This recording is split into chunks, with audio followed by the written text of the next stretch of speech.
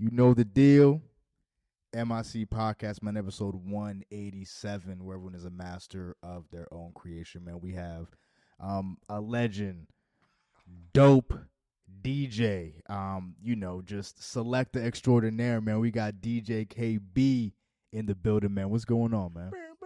Yeah, no, that's what I'm saying. If I had a soundboard, yeah. If I had a soundboard, that shit would be going off, mad air horns. Drop the bombs. I'm chilling, man. How are you feeling, bro? Man, I'm great, man. I'm doing wonderful, man. I truly appreciate y'all having me here. No, man. It's just like we were saying, before we even, sat down, turned the cameras off or on and whatnot. Like it's overdue because like you're just one of those DJs that's just like if you know, you know, when it shouldn't be that way. You know what I mean? Right. But it's just like. It is what it is, man. And it's I feel like I'm the most known unknown, and I think that just come from being very humble, man. Just very humble and chill. That's it, man. 100%. It's respectable, man. And you were just even, again, like we were chopping up, but you're not from necessarily Pittsburgh. Directly, right? Now, I'm originally from a small little country town, very dope small country town called Farrell, Pennsylvania. What's up, Farrell? Farrell High. City of Champions, man. So yeah, it's up north, about, I want to say like an hour and 15 away from here, but I've been in Pittsburgh probably 30 plus years. Okay, yeah, right. And it's like, how was? So I'm that Yinzer or whatever they like to say. Yeah. No, 30 years in, you're definitely a Yinzer for sure. For sure. But just how was life for you? Growing up. Oh man, life was very dope, man. I actually was just thinking about this the other day, man. I grew up in a very dope small community, black neighborhood as well, Italian neighborhood. I want to say about 80% of the people, they actually migrated from what's called Chirac, South Carolina, to work in the steel mills here. So this is steel country, right? So a lot of the steel mills here in Pittsburgh, Farrell, also Youngstown, Ohio, they got those people to come from the South to move from there. What is great, though, even though I grew up in this really small town, only graduated with 65 people. Golly. But listen, bro, I had a black chemist teacher. Wow, My history okay. teacher was black. Yeah. We had an Olympic-sized pool. We had a philanthropist that used to walk around the city. His name was Ted Peters. Okay. He built a planetarium inside the school. So even though that's fucking nuts. Okay. Shout out to him. That's fucking insane. So if you ever meet somebody from Frill, they're real confident. They're real they're different. Right. Especially if they're like in their like 30s, 40s or whatever. Yeah. Because they grew up around these really, really dope people. Okay. Yeah. My dentist was black, man. Not saying that. Oh. And again, this is not being absent against any other race or anything. Yeah, right. It's just rare to have that. Super, bro. Like, yeah, bro. It's crazy. Yeah. Like, that's like such a blessing. Right. Our chief of the police, shout out to Raleigh Smoot. He was black. Yeah. Man, was this Atlanta? Yeah, no, right. It sounds like Atlanta. It's like a baby Atlanta, but this is all was in a small little city called Farrell, Pennsylvania. Shout out to Farrell, man. Word. They're really known for basketball. We have a really dope gym at the high school called McCluskey Gym. Mm-hmm. Mr. McCluskey was a real known basketball guy. Sorry to be pounding on the table here, bro. Chill, bro. Be comfortable, man. This is your space, Mr. McCluskey was well known. We beat on Wilt Chamberlain up there, so you see big posters of Wilt Chamberlain up there. Yeah, that's kind of insane. It's just like the Boston. You see all of these jerseys and championships hung up in the actual place.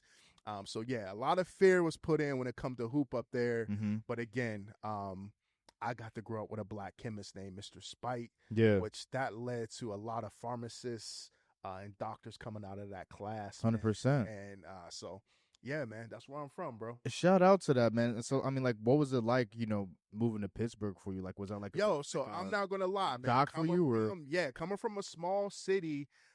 Moving to Pittsburgh was like moving to New York City to me. Yeah, word. Okay, and I'm a nerd, bro. I'm a nerd for like architecture and art and shit. So yeah, I used to come up here, to go to like I was in church, all of that, to come to like Bible studies and stuff like that on the north side. Yeah. So Manchester to me was like, yo, look at all these brownstones. This is like the Cosby Show. Yeah, okay. These are some really dope houses, the Mexican War Streets. I fell in love with that architecture and how the house was. Okay. playing football before it was Akron Shore Stadium or Heinz Field. It was Three Rivers. So I used to play football there in my championships, and I was just like, yo, when I That's grow up, crazy. What position did you play? play fullback and linebacker. Fire. Okay, Yep, word yep. up. All right, man. So I was like, when I grow up, man, I'm gonna either live in New York City, because I want to be like the Wu-Tang Clan or Tribe Called Quest. Yeah, right. This is my city right here. I'm gonna do that right here in Pittsburgh. For sure, yeah, man. Yeah, man. So that's what it was. I moved here '98 for school. Okay. I went to a business school called Sawyer School of Business. Okay. And then I went to Point Park. And then I just stayed, bro. Yeah, and you were just rocking ever since. How far is your hometown from Pittsburgh? About an hour. Okay. So like not that crazy. far. Yeah, and like you never like really ventured out. I mean, just like no, I didn't venture. Yeah. I didn't venture out at all, man. Yeah. I didn't. I wasn't. My mom was able to afford to. We wasn't able to afford to travel. Yeah. Different places. We'll go to like family reunions and stuff. Sure. Right. Go to Cheraw, South Carolina, man. Yeah. Also too, the legend Dizzy Gillespie, the jazz legend Dizzy Gillespie, lived a block up from me, bro. Get the fuck out of here, because he's bro. from Cheraw, South Carolina. Get the fuck. Shout out to the Gillespie family. They are twins. They are big in Pittsburgh as well. Big in Pittsburgh and Ohio. Yeah. There is also the Dizzy Gillespie housing complex in Cheraw. So being able to see that man do the big thing with his cheeks, if you know Dizzy, how he does his cheeks really big. Oh, curvy. Does the calypso as well, calypso music and jazz. He literally grew up one block away from me. So you had no choice but to absorb the musicality exactly around you, son. That's crazy. Like, what are the fucking odds Dizzy Gillespie fucking live? Like, that's crazy. Dizzy Gillespie a block from me, and then there was this piano player right there as well. Her name was Mother Goose. Wow. She could not read what a name. music. Yeah. Right. She had this raspy voice like Busta. Yeah. Like Busta Rhymes. Okay. She couldn't read music, but she was the illest when it came to the... she was so dope. Yup. And then it was this... How'd you come up with her name? Do you know the history of her name? That's the thing, bro. I don't know the history of her name. Yeah. And that is a great question. I need to get that. But they called her Mother Goose, and then she would just be playing keys and stuff in the church, and then they'll be like, the goose is on the loose. Yeah. And then she would just rock out. Yeah, word, man. Nah, man. That's super dope. And like, just, thank you for, taking us, through that journey, man. But so first off, like, how long have you been DJing? I've been literally DJing since I was 14 years old. Yes, man. I taught myself how to DJ. My grandma. But see, it's different because like you grew up just saw the birth, not only the birth but the evolution of hip hop. Yes. So like you were there from its conception. Right, bro. I'm mid-40s. I'm mid-40s, bro. I'm okay with being old. If they want to call me old or whatever, I'm completely okay with that. Not even like, bro, like it's like you have so much more of your life ahead. Yeah, bro. But yes, I was able to grow up in all of those incredible eras, man. That's fucking insane. Yes. So like, are you the only creative in your family? Like are you the only DJ in your family? I'm the only DJ in my family, man. Okay. Yep, I'm only DJ. I'm my only child, however, very dope. I got two really dope uncles, my aunt, only child, and nobody taught me this shit, Joe. I just listened. There was a really dope DJ from Pittsburgh called Dreski back in the day, and Sly Jock. I just used to listen to their shows, and then I used to just record their shows. Okay. Bro. And then that's how I started learning, man. Okay, interesting. Going to my grandma had a bunch of 45 records and a bunch of vinyl, and I would just try to scratch them joints on her little turntable. Had no idea what I was doing. Yeah, right. Messing up incredible valuable records. Priceless. Yeah, yo, I messed up some priceless pieces of history. Just messed up a bunch of stuff, man. But that's how you had to experiment, man. Yes. You're a bit of a radical scientist, as they say. And it was a DJ also named Supreme in my neighborhood. Shout out to DJ Supreme. Yo, how come I feel like every neighborhood had a DJ Supreme? Right? Yo. Why was there a Supreme in every neighborhood, right, bro? Son? Like, right, bro. He was the illest. I'm crying. Just sell tapes, and I would be like I was friends with his brother, so I would get the first mixtape every time. Word. You know what I mean? The $5 Maxwell's, and he was mixing Tribe Called Quest with Craig Mack and all of that, man. And I Wow. was just like, all right, so this is how you blend, you know what I mean? So shout out to Supreme, man. But you're Word. right, every neighborhood dude got a Yeah, Supreme. they have a Supreme in the tuck, just like, yo, that always got the mixtapes too. Like, Right, it's like, bro. how'd you even get this shit, son? Like, no, that's funny as hell. So I mean, like, you even kind of touched on it, like, you know, then, but like, when do you first remember like connecting with music?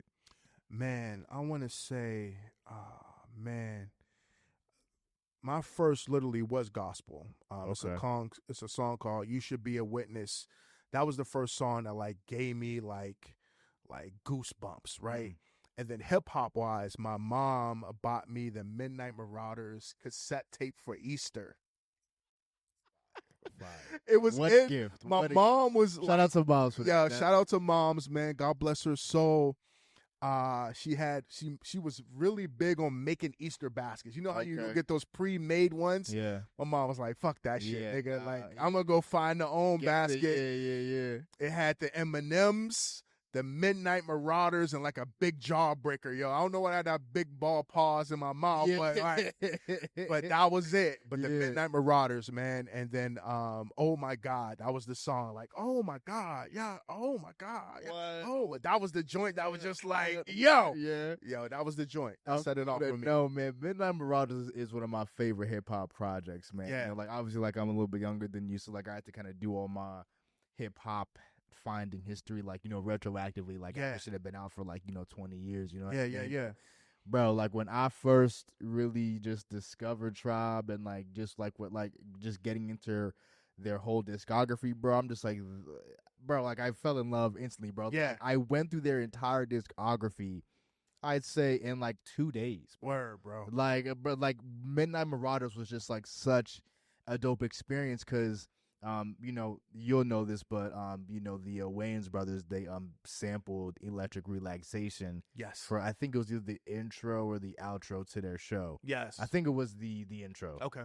And when I was a kid, like I just thought that, you know, that like the beat to that was dope. Yes. And then I ended up fucking listening to Midnight. I'm just like, wait a minute, That's this what is it's where they. I'm like, that's incredibly ill. Like it just and just like even their project before that, Low End Theory. Low yo. End Theory, Yes, son. man. That's the second. Scenario, bro. Yes, bro. Scenario, and then my shit off there is Scenario and Butter, bro. Yes. Bro, Butter is one of my favorite, just, you know, tracks from them. You know, son. and Like, here's the incredible thing about music, and it's funny that you mentioned Butter. yeah, I just listened to the original sample get the fuck other outta day, here. What like literally song like called? 2 days ago. What's the And song called? And I think his name is like Gary Rystra or something like this. Okay, And word. he's scatting, da, da, da, da, da, da, and he's playing at the same time. I was like, yo, this is Butters.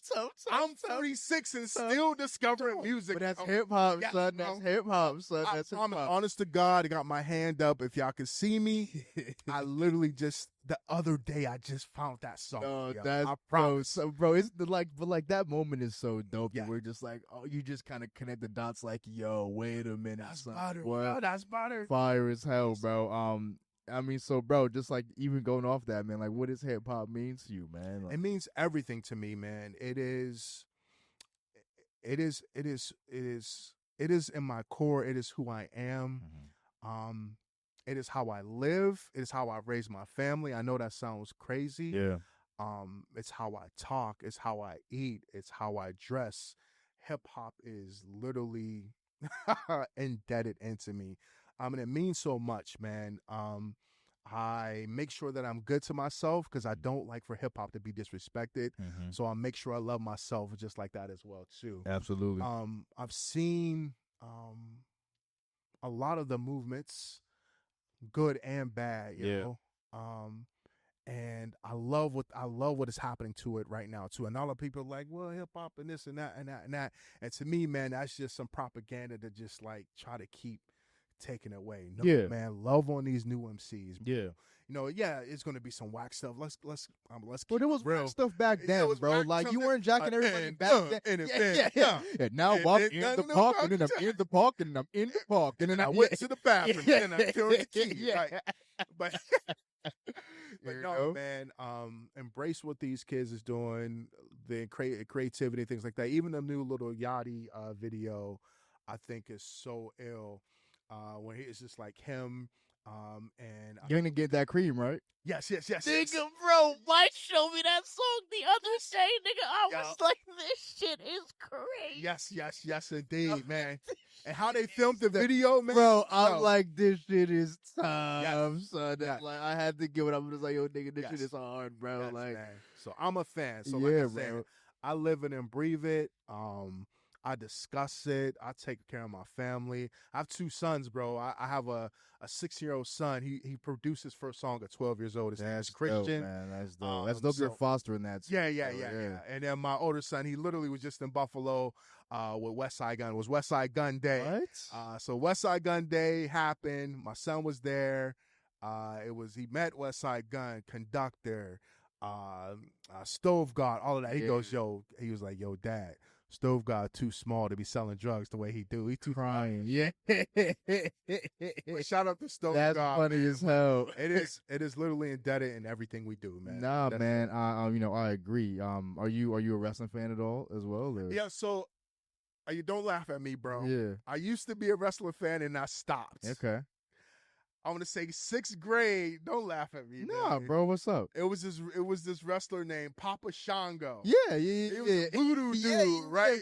AKA the Godfather. Right. Papa Shango came. I'm watching in the house by myself. Yeah. Papa Shango came. He flashed some lights. Everything went black. Lights came back on. I think it was Jake the Snake. He was in the ring and black stuff was coming out his mouth. I said, he put voodoo on this nigga. Yeah. From that day on, That's funny, bro. never But like that was his character, bro. Like Papa Shango at the time was a freaky dude. Like, Yeah. it was just like, what am I even looking at? Right, bro. And you got to think, my mom had me in church and shit. Yeah, so it was just right. like, fuck All the elements, yeah, all the dark magic elements, yeah. Yo, I told my homies that, and they just be like, man, you a little bitch. Yeah, man. Papa Shango got you about a wrestling. Yeah. It did, but Ultimate Warrior was my guy. Yeah. Macho Man Randy Savage. Yeah, man, the But I didn't get into the new. My sons and all of that, they love Stone Cold. They Yeah. love all the new wrestlers, man. But I stopped because of Papa. I feel you, bro. You know, like I'm a lifelong wrestling fan, but like only reason I ask, man, is just because like wrestling, hip hop, they can Yes. they kind of go hand in hand. Yeah, my son, share that. he schools me on it, Yeah. man. And then he buys all of the fourth rope merch. Yeah. And then he got like this Chris Beignet. I'm sorry if I'm saying this. Benoit. Yeah, he Yeah. got this shirt and he told me his story. Yeah, man. I said, Benoit, yeah. yeah, man. Benoit's like he's like on a darker end. Yeah. Things can't go. You know what I mean? Yeah. But I mean, bro, when, like again, and it's like the consensus, man. Like when he was doing this thing, bro, he was one of the greats. Yep. He was truly one of the greats. It's just sad Sure. how that shit. And I love how West Side Gun uses the samples for it as well. Bro, and like I was even gonna say, bro, like West Side Gun, and just that whole clique, bro, like Yes. they're super wrestling heads. Shout bro. out Griselda, man. Yeah, man, Yeah. bro, like they're super wrestling heads, man. It's like Yep. I respect it, man, just because like, bro, wrestling is such like it's a cultural like shaper in in some ways, and like I just think it should be recognized as that. And, like, Definitely, recognized bro. as that, Definitely. man. I love, like I said, even seeing the old pictures of it, like the $1 Million Man. Yeah, man. And all of that, very dope. Yeah, Very man. dope, Nah, man, for sure.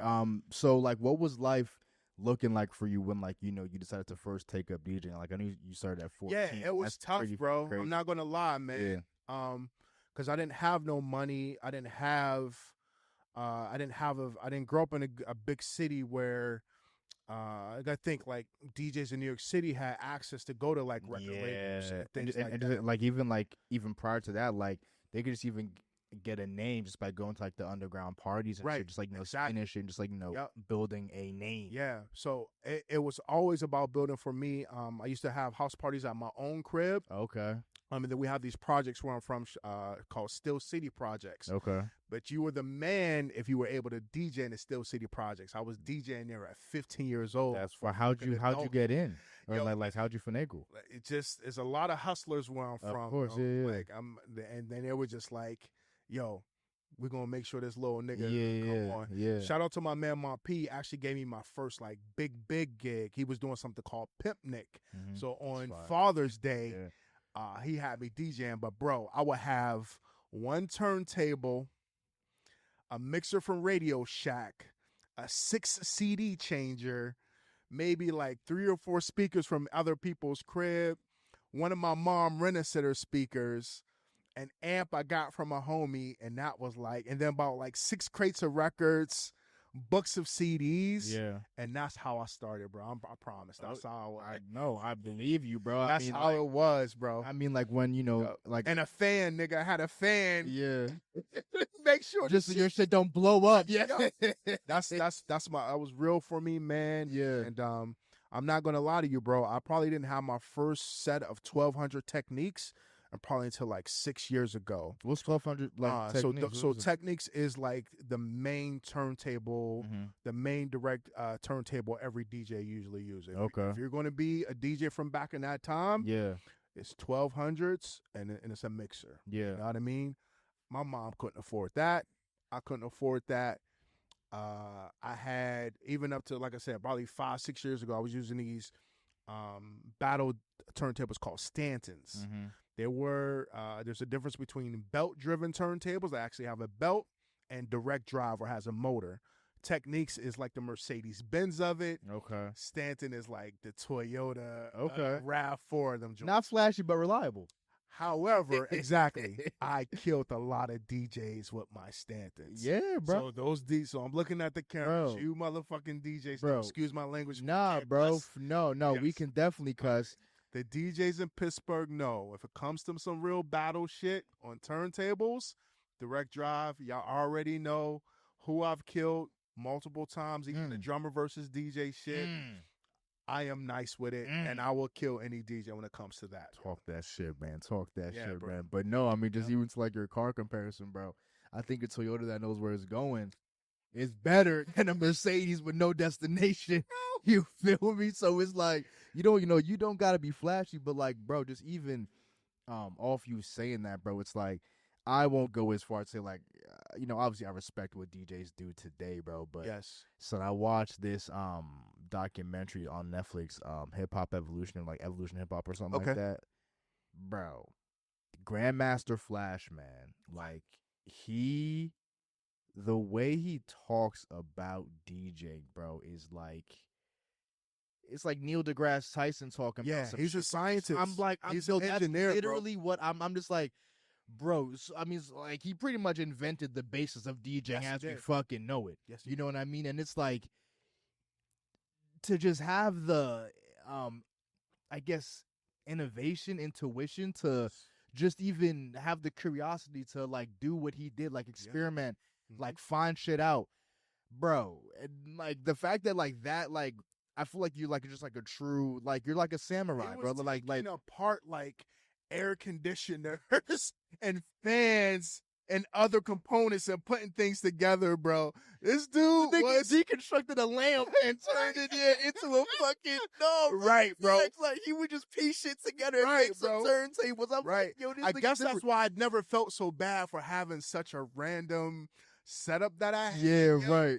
But because Flash took a ceiling fan, he put that, and that would rotate the records. Is that a Cadillac converter at the bottom of your controller, bro?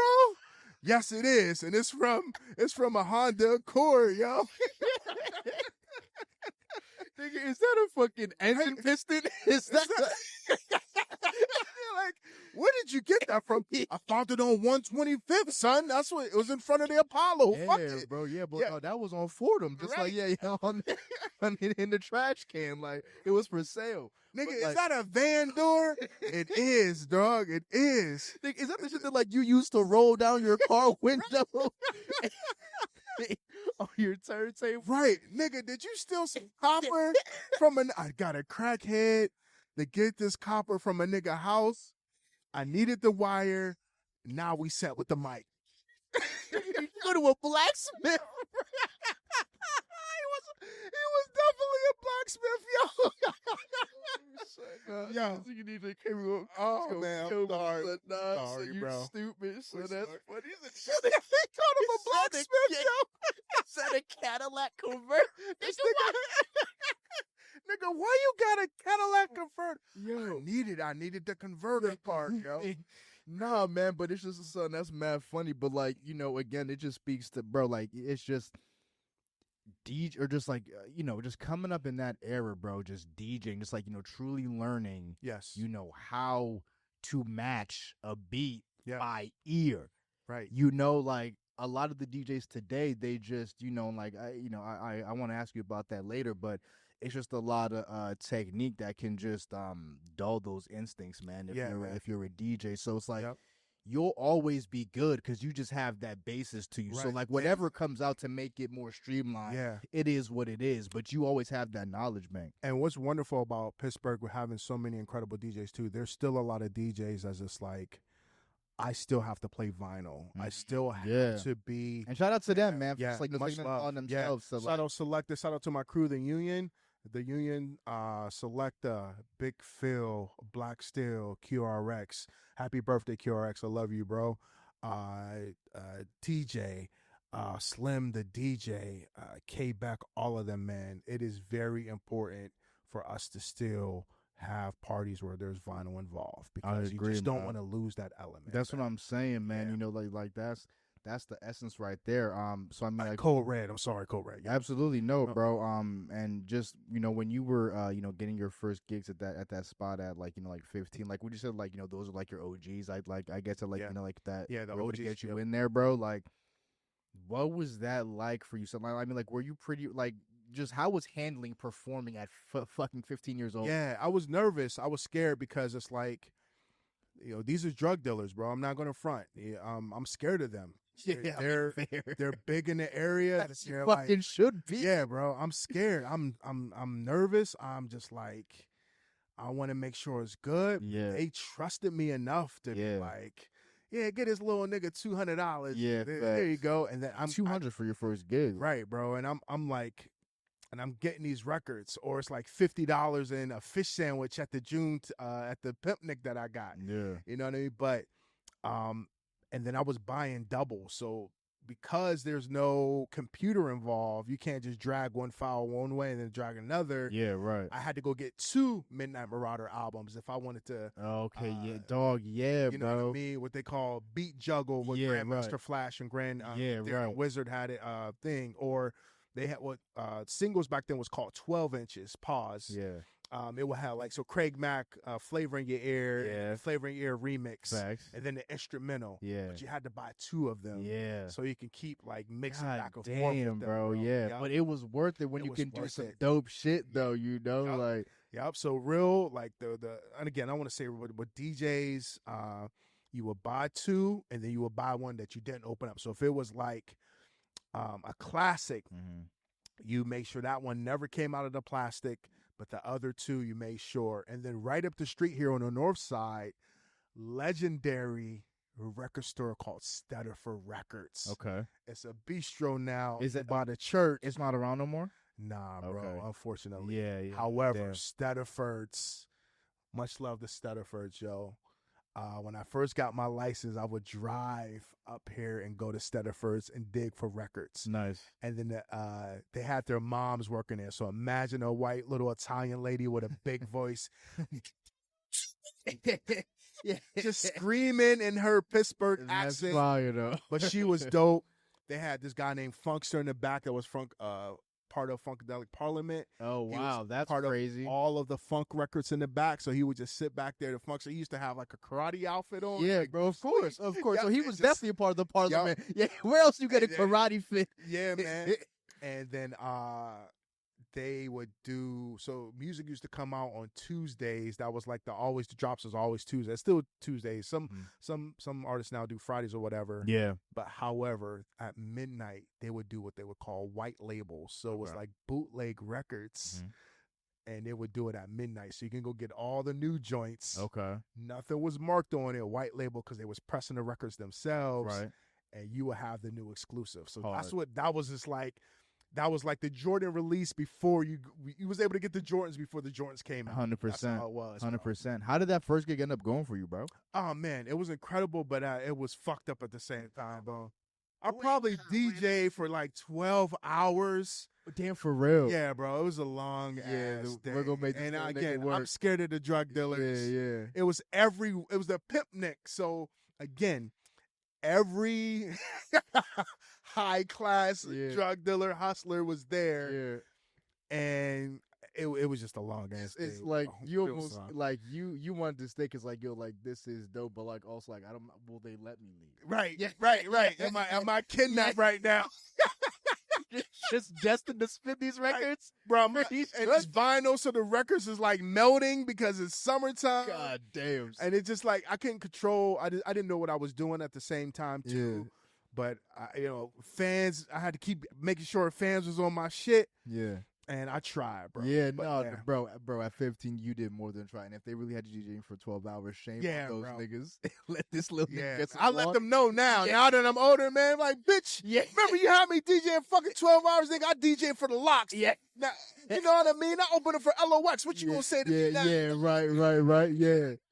Nah, man, that's fucking but insane. Back in the day, I was scared, bro. Yeah, no, I'm not gonna lie. Well, you know, bro, it's just honest, bro. And again, that's just what hip hop was. Yes. Man. You know, I mean, it's just like, it was fortunately and unfortunately, you know what I mean, funded by the drug dealers. Yes. At least initially. Yes. Like that's what was the and everybody was living in survival mode as well too. So even if you wasn't doing that, you was trying to get there, you know what I mean? And that life always looked glamorous to us, bro. You're always like a glamorous life. That's what I'm saying. And then a lot of rappers, Cool G rapped about that. Big Daddy Kane rapped about it. Nas was rapping about it. You know what I mean? Even Tupac. Oh, also, I'm so sorry. No also, problem. my first time hearing was Trapped by Tupac. You couldn't tell me nothing. When that shit dropped? Yo, you couldn't tell me nothing when that really dropped. I thought that was one of the hardest songs ever, man. Even though I was never a street dude, I'm not going to front. I used to fight all the street dudes, but I was never one of them. Shit, I did it one time, bro. Right, yeah. I did it one time. I got robbed, and I was like, you know what? This is actually the BPM on this record. Yes, 0 stars. 0 stars on selling crack. Yeah. I think if I can do a yacht review, something about this vinyl is just calling me. I don't know what it is. It's just something. Yeah, bro. I need to be on some different type of plastic right now. So I'll be the first to tell you, I'm definitely not no street nigga, man. And I say that proudly, my nigga. You know what I mean? But so just you touched on it earlier, man. But kind of go into, because like you said, you were self-taught, man. Yeah. And again, bro, back then, I think that's just like, because like you see the like it's just like the creative curiosity when like you're trying to, but like I don't know, DJing is like you don't have someone telling you like, yeah, like that's correct. Right. Like it's super subjective. Like it's super just, the only people that's telling you if it's correct or not is if something goes off beat and then you get a look. Exactly. Right. That's it. Exactly. But that's all that you get though. That's even back then, I didn't even pay attention to beats per minute. I just was listening.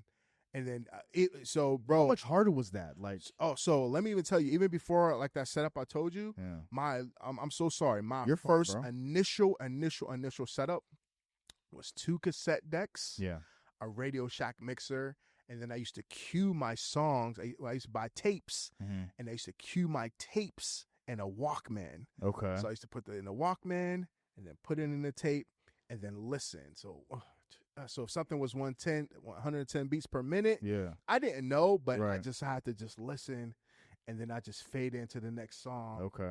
And then it would just be on point. Okay. That's it, bro. Wow. My cue points, like you have on controllers now, was just listen to a Walkman, fast forwarding it to, like, here we go, yo. So what's the scenario? So I'll fast forward it to the chorus. Right. Put the tape in. Something is playing, let's say Slam by Onyx is playing. Yeah. And then here we go, yo. And then that's when I knew when to fade in the scenario. Crazy. There's no beats per minute. Yeah. My cue point was on a Walkman. I had to tape to take out. And then again, if like you said, who tells me if it's wrong or not, it's the reaction from the crowd. Yeah. It's never just like nah, Keeg, you know what I mean? Nobody sat me down and was like, okay, bro, make sure that this is this and that, Sure. this and this and that. Even to this day, even when I'm setting up sound and speakers and things like that, I have really no clue because I was never taught like, okay, it should be at this decibel, or you should use a sub for this or that. I just literally play off of ear, man. Yeah, And man. that's the honest to God truth, bro. No, and I feel you, but like it's almost like, do you feel that has kind of helped you a bit? Because like, Oh, you don't most necessarily definitely. feel constrained to any.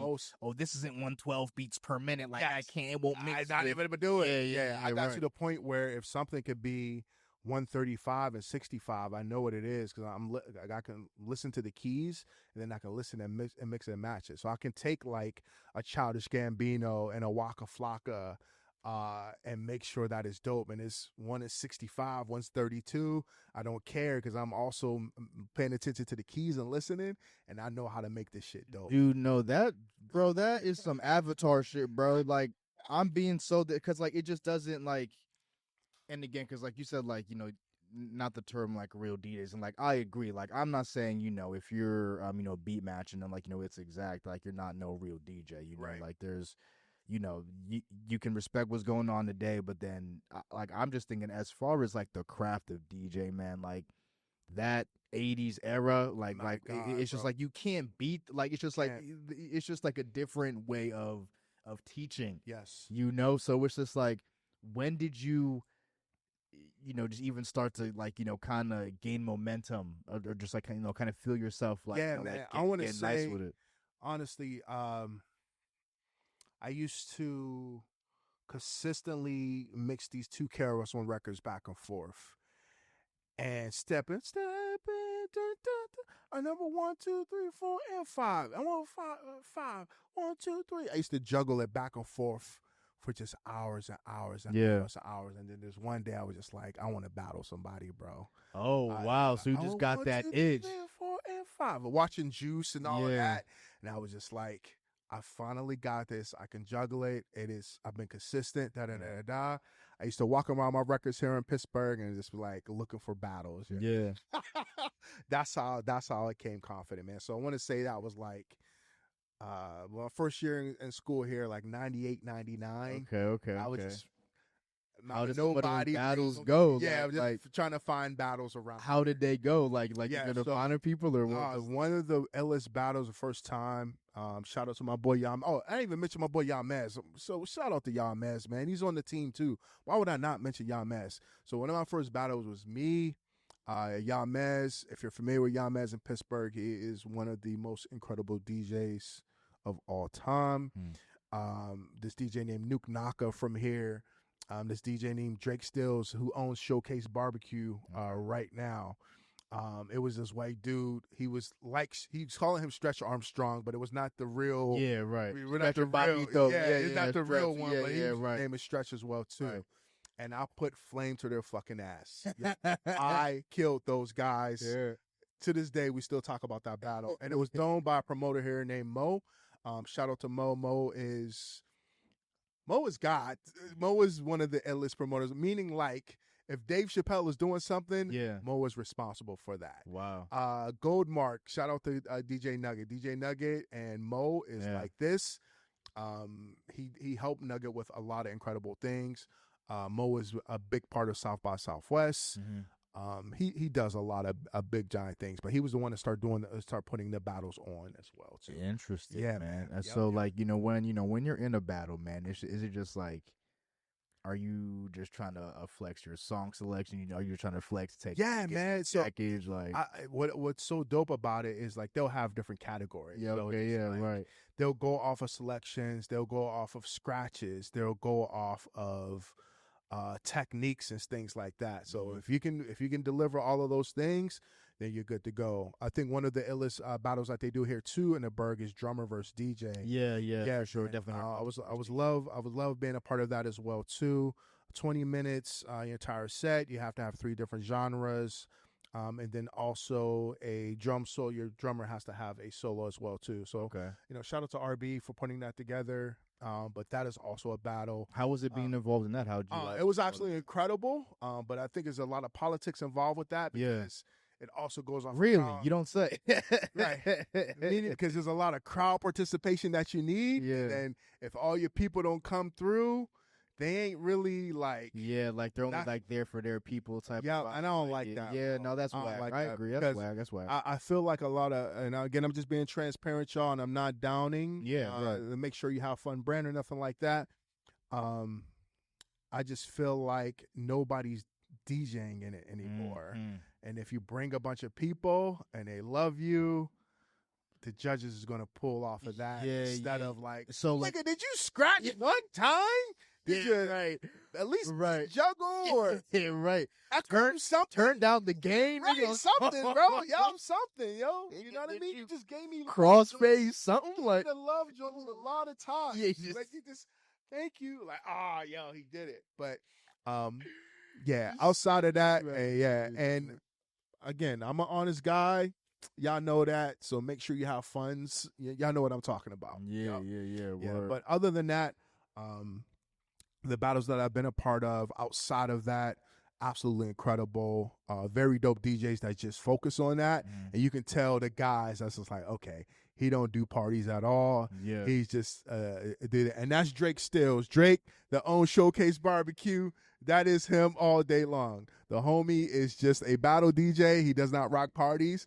But if you battle him, you're over. It's over with. Yeah. He gonna kill you. So would you that's say all he do? like it's not like your main thing, but like would you categorize yourself as a battle DJ? No, I wouldn't put myself in that category. Okay. But again, because I'm hardcore hip hop. Like I said, how I live hip hop. Be prepared at the any time. competition is in you. Like hip hop is competitive by by. I know, and I'm one of those people who know I'm not trying to compete. It's not a competition. I'm definitely that. But however, if you're like, yo, let's go and battle, it's on. We battling, fam. So when you were, just even kind of making your way in the scene in Pittsburgh, I mean, you've been doing this thing for 30 plus years. Dog. Yeah. I mean, what was it like initially just, trying to navigate? It was tough, man. I was not getting gigs at all because Whammo was such a powerhouse. The radio station is such a powerhouse. And if you were a DJ at the radio station, you were looked at as a celebrity here. Okay. So before the Strip District was the way it is now, there was about 9-10 clubs, man. Damn. Donzi's, Chauncey's, Firehouse Lounge. They were Metro cousins. Pro, Yeah. Rosebud. There were so many clubs. Yeah. And then all of those DJs were Whammo DJs. And then you're just not getting any gigs. Yeah. Also, oh man, how could I select them Black Steel? So Black Steel, that's part of our DJ crew. He was one of those main DJs, and Code Red. They were Whammo DJs. They're older than me. Yeah. But you're just not getting in those spots. So just like a huge Whammo pipe. Yeah, it was Whammo. Whammo had it locked down. If you were a DJ there, the most incredible place though to DJ at though was the Shadow Lounge. The Shadow Lounge. Heard that venue before. I promise you, bro. I promise you. Seeing Mac Miller did what he did there. Show with Wiz. Wiz CD skipped and he still killed the event. Seeing Bilal come through there. Robert Glasper. I could keep going on and on and on. Daru Jones, who's Daru Jones, who is one of the most incredible drummers even right now. He drummed for the White Stripes, bro. Oh, he has Grammys out of his ass. That's crazy. He just did a joint. They get a crew here called Grown Folks. Mo was a big part of that. Akeem, Edan. If you're familiar with Edan, Edan is familiar for a lot of Rushton Records. Okay. Where Wiz and Mac Miller goes and records. Edan owns that. They're over on what's that, Millville area, what have you. So all of those guys used to be. Is that label still around? Yeah. Okay. Yeah. Cool. Yeah. So Edan is responsible for Cushion OJ. That's where Crazy. Yeah, that's where that was. It's a classic. Yeah. Come on, man. But all of those guys, every day, all day, in the Shadow Lounge. Shout out to SMI. Shout out to Justin Strong. Those are the legends that brought the legends here all the time. Bro, what? But I was able to DJ in there. And also, I used to be an MC as well myself. Okay. Battle people, just rap and stuff like that as well, too. and that was just the place to be, man. Bro, what do you think that like it means like as far as like the hip hop scene in the city that like a place like the Shadow Lounge don't It exist is no more, it bro? is Like it is iconic, bro. They just had their 25th anniversary this past summer, and a lot of the MCs and everything was there. Um, seeing Mac Miller, if y'all go to YouTube, you can watch. It was a game called Rhyme Calisthenics. Shout out to Stretch. Mac Miller was a big part of that game. So basically, you have a wheel, and then it says, "Okay, I want you to rap backwards," or "You have to battle this guy, but you only can say nice things about him." And or anything, rap about anything the color purple. Yeah. You know what I mean? It was just a bunch of different categories. Yeah, right.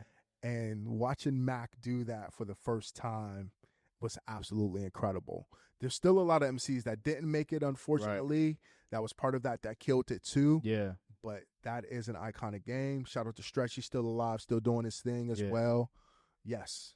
The most iconic place when it comes to music, new, like hip-hop wise, from the 2000s up to now, is the Shadow Lounge. 100%. Without a doubt, bro. Yeah, man, 100%. Like, and just, again, being a child of hip hop and like, just kind of being around when Mac was doing this thing, like what was the energy like, man? Like what was absolutely incredible, man. It was a lot of fun. Yeah, right. That. I mean, it was that's a lot dope. of fun. Oh yeah. I don't think people was having a lot of those. People were always gonna have those like political music conversations, of course, yeah. But it was a lot more died down and just a lot more just having fun, enjoying it, man. Just enjoying it, bro.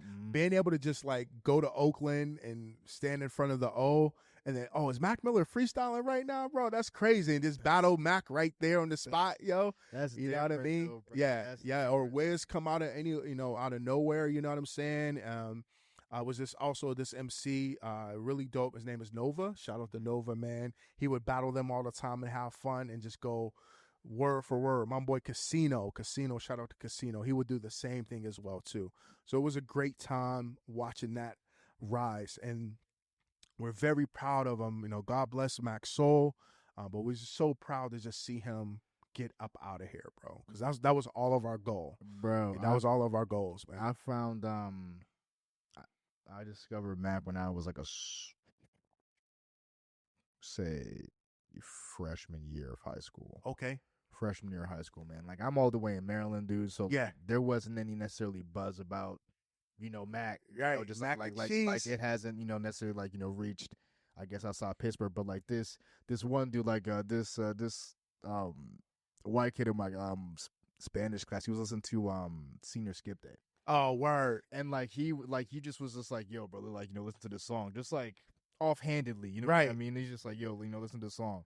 And I was like, the beat was like, I'm just like, love this beat, like I just like the song from there. And like I just kind of did my own research, bro. I was like, dude, this dude is I loved about him. He was so soulful. Bro, there was just like such a like soulful, and then like there was a purity, man. It was just like the way he would just describe his experiences, like growing up in Pittsburgh. It seemed like I was on the porch sitting next to him, just like reliving these memories. Like he just had such a vivid scene of just like kind of like the suburbia-ish in like Pittsburgh. But at the same time, he's like, yo, like I'm a true child of hip hop and just music. I promise you, bro, that was all of that came out of the heart of the Shadow Lounge. I believe it. It's also another MC. He's actually performing at the DJing show. His name is Beatty. Beatty was right there with Mac. Beatty. Yeah. No, for sure. I'm DJing that event too. Shout out to Big Phil. Shout out to Seffi. That's dope that Beatty's still living around doing this thing, man. That's hard, bro. Doing his thing. He just dropped a joint with Bodie as well, but Beatty was right there with Mac as well. Don't know, bro. Facts. Yeah. Man. Yep. And like I said, all of that coming out of the Shadow was absolutely incredible, bro. Bro, besides like the Shadow Lounge not being around no more, like what do you think changed, man? Man, that is a great question. I just think the hunger, and I just think I'm gonna be honest, man. I You think real, people yeah. just gave up on believing that they can actually make it out of here. They're like, you know what? Why though? I made it to, let's say I made it to 28 or 29. I done made 9,000 records. Nothing is going to happen for me because there was just no business structure at all. Okay. I will always say, man, Pittsburgh is an open market. You know, like I told you, I'm just a happy, humble guy. I was Right. like, yeah, it's such an open market. Yeah. You just got to go make your own thing. Da da da da da da. But just like how I was telling you how I taught myself how to DJ, but I just never learned the business, and there was just never all of these incredible MCs and all of this talent around here. Mhm. But there was we didn't have a Sony Records around, Yeah. or somebody from Loud Records or Def Jam to say, okay, this is how you can do it, et cetera, et cetera, et cetera. This is how you truly put out a record or get a distribution deal or 3-6. That was gate kept. If Yeah. that's the right term to use. All of that type of information. Yeah. And then also too, like I said, and Whammo ain't gonna like me for this if they're watching, they wasn't champion nothing local as well. If it's real, it's real. Like, They were the celebrities. yeah. They were the celebrities, and they were not helping anybody get on. You know, even like, yo, get this record on. Because it was DJ's supposed to be responsible for putting those records out. And they didn't, man. Yeah. It was just like, nah, you see these girls twerking to this. We just gonna play this, bro. Yeah, right, right. You got a twerk record that might make it. Yeah, yeah. We're not playing it, bro. I'm Yeah. sorry. Like, You know what I mean? I think you definitely have to have that ecosystem of just like championing Yep. local people. You know what I mean? But Yes. kind of even going back to what you were saying, like people feel like they like they can't leave Pittsburgh or whatever, like they got to get out. Like, do you think that's necessary? Like, why not just build the crib and then venture out from there? Yeah, man. I feel like that's great. I totally believe you should build a fan base here. If you can't, that's okay. Especially now because having access to the internet, you have access to the entire world. Yeah. But yeah, build a fan base. Stay here. We have more information and more options than ever before. Yeah. So go do that. Yeah. Definitely do that. I just think a little bit earlier in the 2000s or mid 2000s, like I said, people just didn't. They didn't have no business structure or understood. Okay. Yeah. Yeah. I So mean, no. That's what it completely was, fair. man. I still think that's an issue. Period. Yes. Because I mean, just like people in like the creative, whatever you want to call entertainment, like whatever, like if they just like DJs, for example, just like you just want to DJ, you know what I Yeah. mean? It's just like to think about what cut am I getting for this, or just like kind of Right. just like just like weighs down what you want to do, but Right. but at the same time, on the same token, it is necessary. Yes. Because like you want to make sure you're getting fairly compensated, and like like your time is just not being fucked off, Right. one way or the other. You know what I mean? So it's like, Right. I mean, just like now where you kind of sit with that, are you still just like are you still searching for like that business, I guess, instinct, or like do you have Yeah, like working with? I'm not going to front.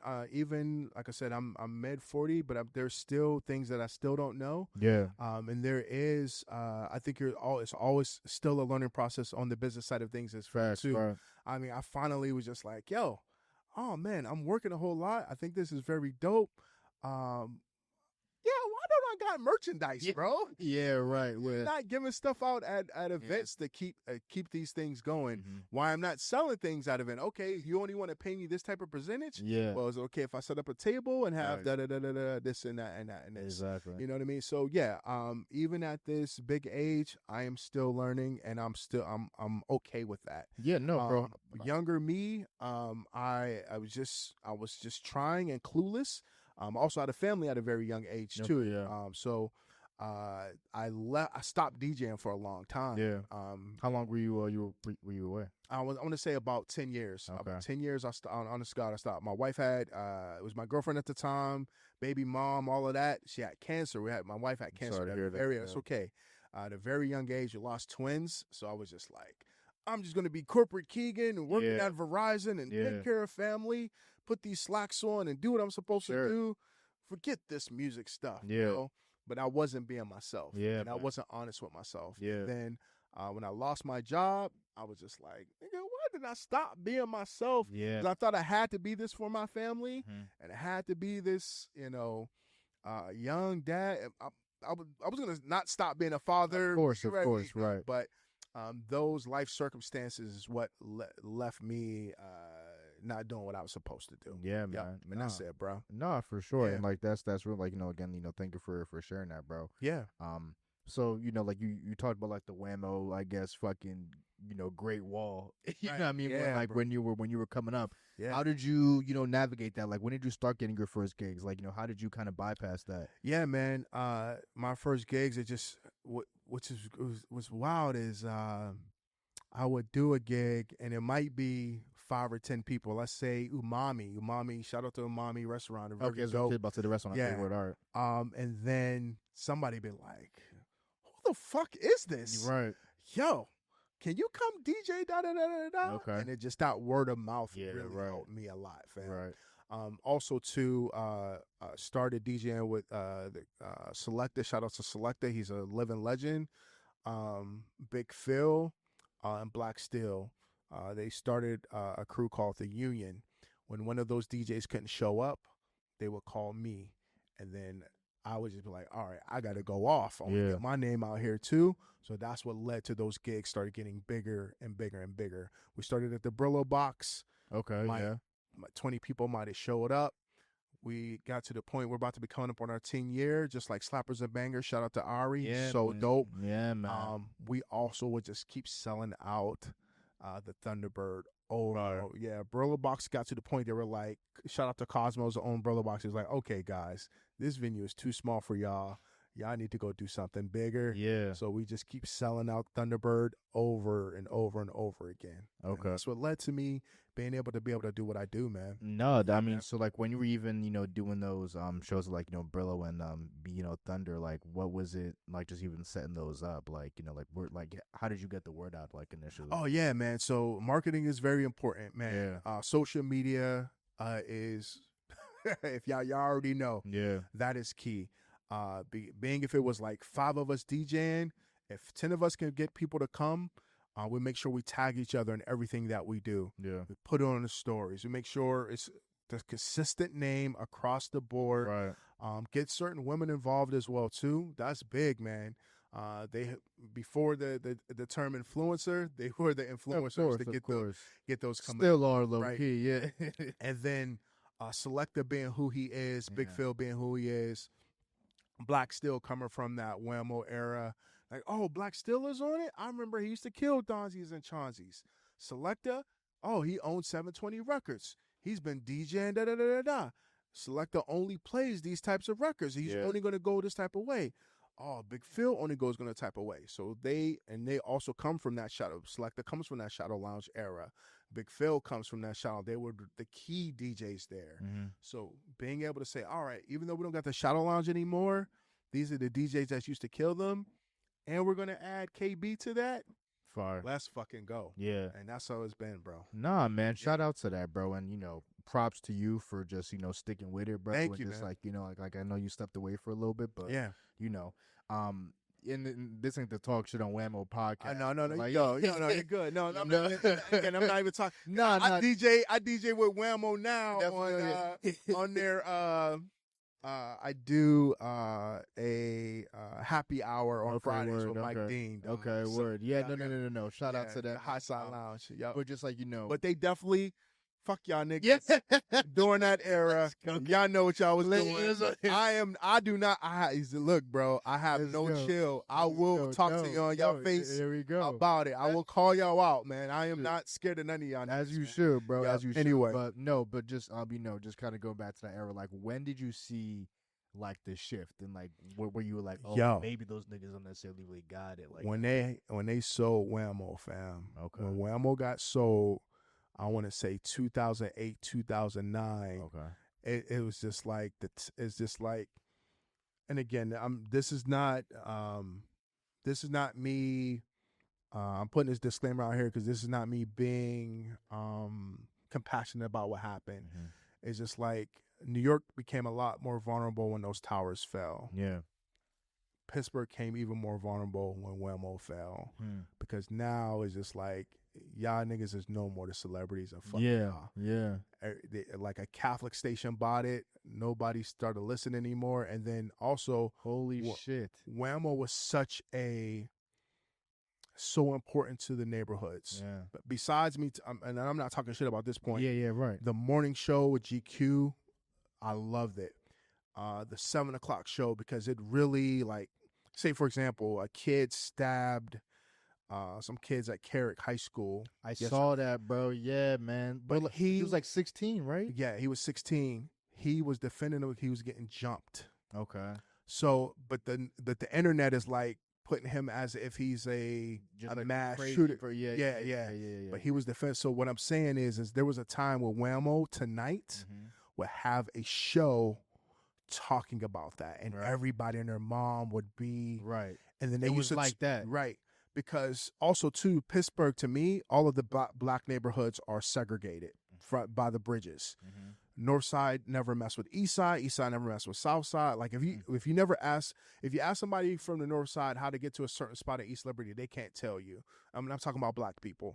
If you ask somebody from East Liberty how to get somewhere, let's say on McKees Rocks, they can't tell you. Crazy. Or if you tell somebody how to get to East Pittsburgh, be like, yo, how do you do something on the south side? They have no clue. That's crazy. Whammo was that glue, fam. Catholic station bought it. Why did they like what was up with that? I think the person that was on it at the time was just like, all right, I'm ready to sell. Okay. Barack Obama just became the president, and I don't know all of the things, but I just remember those two specific things. I'm getting all this money, sold it, and that was it. And that spark was gone, bro. Them dudes was no longer. Now, don't get me wrong. Pittsburgh is a very legacy town, and they love their old school everything. Right. But it just didn't have that spark anymore, bro. Yeah. And then you start seeing the clubs close down. Every club was getting shot up, bro. Like, nobody was respecting the clubs anymore. Damn, Shoot them up. You know what I mean? God damn. Like, pow. Club closed down. Yeah. All right, we're going to go to this club. Pow. Shut down. So now you got to try to find those pockets of, well, there's not going to be any shooting at the Shadow Lounge because there's neo soul niggas there listening to Jill Scott. Yeah. So we're not going to shoot that spot. Niggas with fedoras do not have. Right. Niggas with dashikis is not shooting up the spot, bro. You know what I mean? Facts. So that's what happened. But do you think was the anger really that crazy when Whammo got shut down, or like where do you think? Yeah. So the anger was already the gangs and the anger was already there, bro. It just heightened because now there's just like it's like a pressure. There's no conversation. It's like you turn on Whammo and you're hearing mass. Yeah. You're hearing Catholic mass. You're not hearing GQ like, yo, let's stop the violence. Let's stop this. So like I was gonna say, because like you know, just from what you were saying, like it just sounded like it was a just like a location, like, you know, audio wise at least, where it's just like where people could gather just to kind of know where they should feel about, bro. You know what I mean? Just like, you know, it's just like, yo, like this crazy shit just happened, yo, like I have a lot of thoughts about it. I'm sure other people do, like, yo, what they saying on Whammo, son, right? You know what I mean? Just even get a sense of like, okay, yo, like, you know, like, and also people just embracing media in a different way too. We got MySpace now. True, yeah. We got like all, that you know, era. all of that is coming too. So that also led to, well, I'm not listening to Kiki no more, bro. You know, I don't care what they got to say, and I hate that happened. I hate that happened to a degree, but that's what it is. Yeah. They were no longer. Even today, I saw on Facebook cats like, man, Whammo sounded like 2009, niggas. Yeah. Heard somebody playing Method Man and Mary J. Blige, and I'm just like, oh man, I love that song, bro. Like, bro, me too. So I'm like why you? I'm cool with that. Like, why we going there? Yeah, man, anyway. Nah, bro. Like, you just been giving so many like nuggets of history, bro. Like, this pod is crazy, bro. Like, if you're Pittsburgh and like you've been the Pittsburgh scene, I feel like this is the fucking pod to watch, son. Because like, I mean, like, you know, you're just detailing some crazy shit. But just going back to your DJing, bro. Like, how often do you DJ for the audience versus yourself? Like, how do you find that balance? Really, man, that is I will say this, you always have to have that balance. You always do not go into a spot. Let's say it's this party is supposed to be all neo soul, and you know this, and then you start playing techno in the entire time. Yeah, or Nigga, read the room. yeah. So I Open with DMX. Yeah, right. Younger me definitely was that way. Like, yo, I'm only playing Tribe and this and that and that and that. No, bro. Yeah, no. you gotta respect.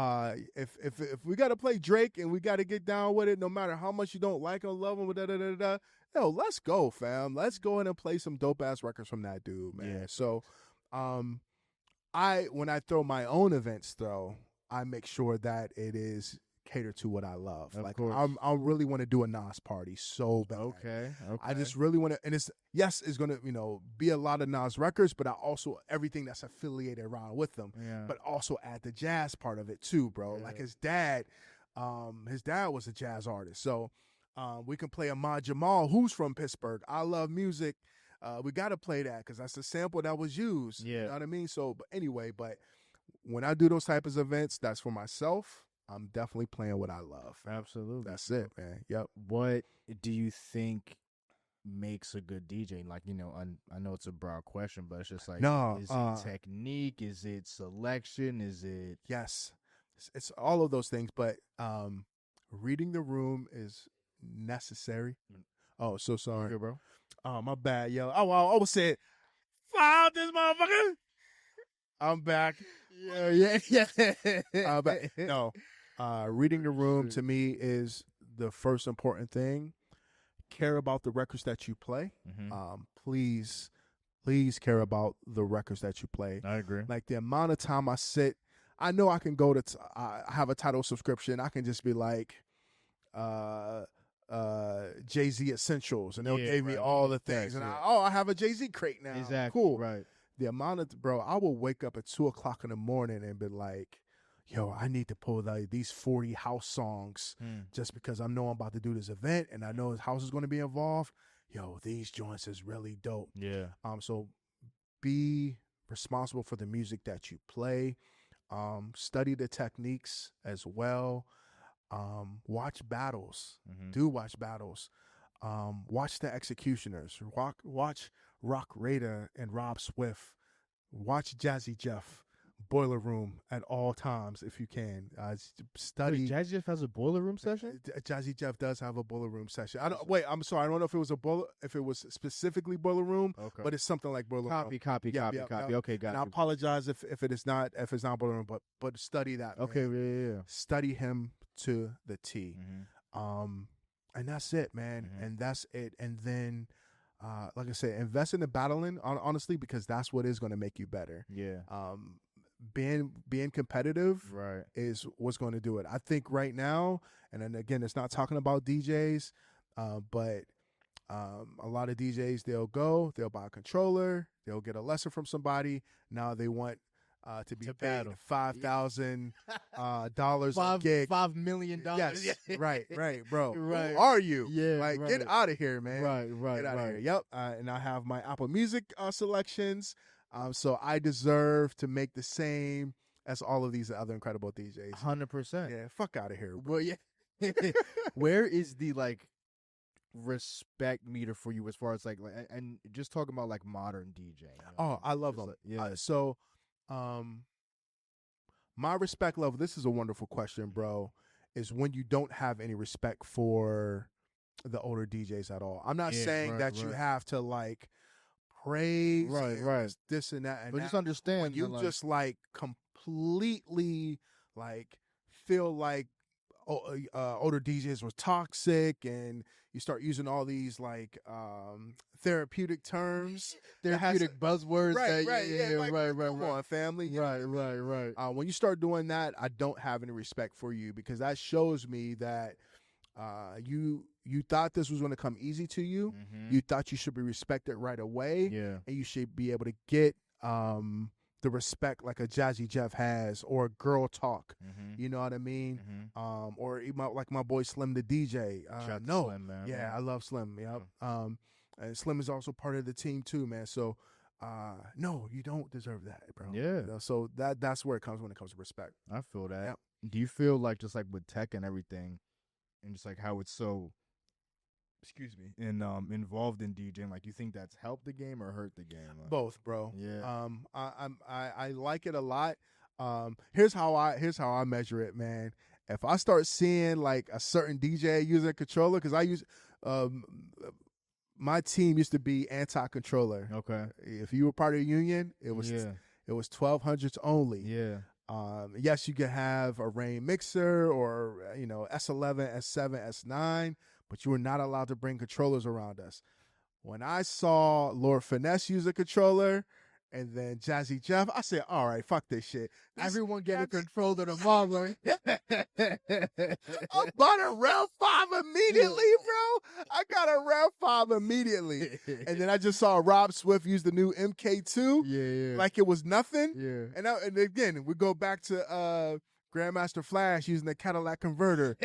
If Flash is creating this these technical skills, of course I'm going to use it, man. Facts, so right. I love it. I think it's really dope. Yeah. It's so easy though, because now it's just like, yo, you can just take out the acapella things like that. I used to have to go buy, like I said, the doubles. I used to have to go buy acapella records by themselves, bro. That's fucking nuts. So like you have to like double up on shit. Double up, yeah. Just So to doubles, be able that's what it's called. You Yeah. double, you go get doubles, yo. That's Yeah. it. Yep. Like, as far as you just kind of evolving over time with like like with the game, like have you like used some of these like more like kind of tech tools, like Yeah. like Yes. like kind of stuck with what you Yep. know, or No, I love it. I love stems. I think stems is very dope. yeah. It gives me the other day I took Gucci Man, go ahead, and I mixed it with Drive Slow. Okay. And then I don't got to get doubles. I could just play the acapella on one side and the Drive Slow Kanye joint, old Kanye.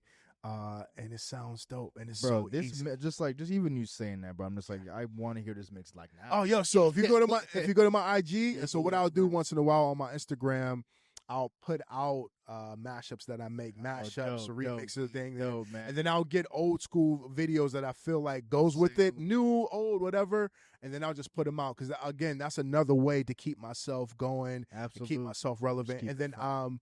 I also DJs have access to them. So for you, I don't gatekeep it. So if it is something that you would like to have, you can also download it from my Bandcamp page if you want to have it, bro. Yeah. And that's it. Yep. Love. Now there are certain joints I do have that Of you course, probably like- would not like for example, I DJ. This is Big Tuck.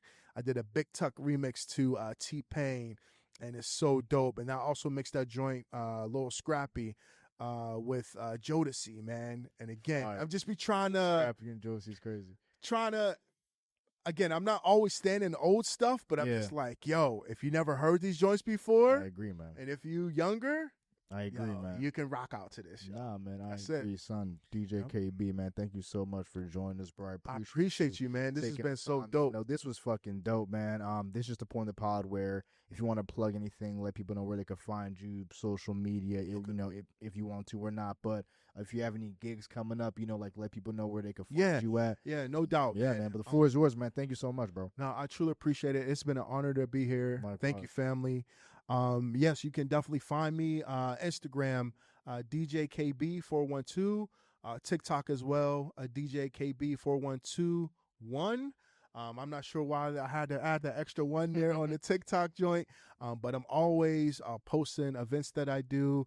I'm always putting in my remixes, thing like that. Thanks for having me. Y'all have a blessed night. Take care. MIC Podcast, Mike Podcast, yo, let's go. Masters in Creation. Let's go. Man. Give us the close out, man. Listen, baby. DJ KB in the building. MIC Podcast episode 187, where was the master of their own creation. And Rob, bro. Peace. 187 on your mother.